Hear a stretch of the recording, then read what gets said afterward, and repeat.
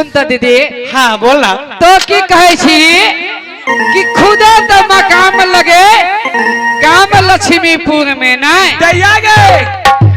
पहले ये बता कि जिन मालिक पर सोलह सिंगार बत्ती सोवरन करे छे ने ओई मालिक के नाम कथी है ऐसे कह के सुनावा।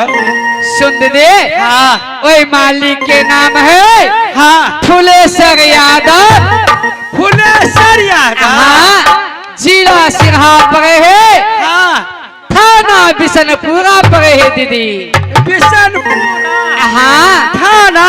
हाँ हेवान खलीफा का नाम कथी कला खलीफा खलीफा के हाँ प्रेमलाल राम। यहाँ मोटका मर्दा। हाँ यहाँ मास्टर साहब छी। यहाँ